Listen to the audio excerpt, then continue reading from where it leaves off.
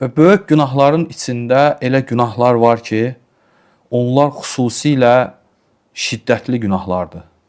Və onların içində də eləsi var ki, hamısından əzəmətlidir. O da nədir? Allaha şərik qoşmaq. Necə ki, bilirsiniz ki, şirk günahların içində ən böyük zülümdür. Loğman Aleyhisselam oğluna buyurur ki, Ya buneyyə la tuşrik billah, innə şirkə lə zulmun azim. Ey oğlum, Allaha şərik qoşma, həqiqətən şirk ən böyük zülümdür. Və şirkin digər günahlardan müəyyən özəllikləri var.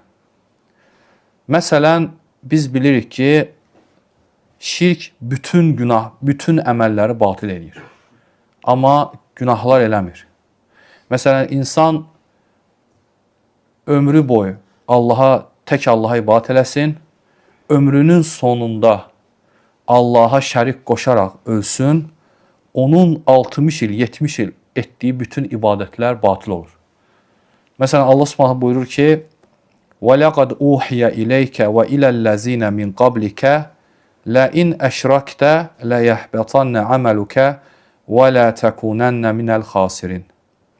Allah Subhanahu taala Peyğəmbərimiz sallallahu əleyhi və səlləmə buyurur ki, sənə və səndən əvvəl bütün peyğəmbərlərə vəhiy olundu ki, əgər Allaha şərik qoşsan, əməlin batil olar və axirət günü də ziyana uğramışlardan olarsan. Və bu şirkin özəlliklərindəndir. Əzəmətli günah olmasındandır. Və həmçinin şirk qiyamət günü bağışlanmayacaq. Digər günahlar Allahın istəyi altında olacaq. İstədiyinə bağışlayacaq, istədiyini bağışlamayacaq. Lakin şirk isə bağışlanmayacaq. Allah Subhanahu taala buyurur ki, İnna Allaha la yaghfiru an yushraka bihi və yaghfiru ma dun zalika limen yasha.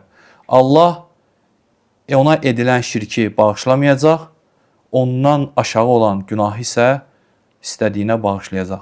Bu şirkin ikinci əzəmətli günah olmasıdır ki, yəni şirk bağışlanmayacaq. Zina, oğurluq, qeybət, nəmmamlıq və digər böyük günahlar hamısı bağışlanılacaq, şirk isə Allah qorusun bağışlanmayacaq. Və həmçinin şirkin digər günahlardan özəlliklərindən biri də odur ki, şirk edənə cənnət haramdır.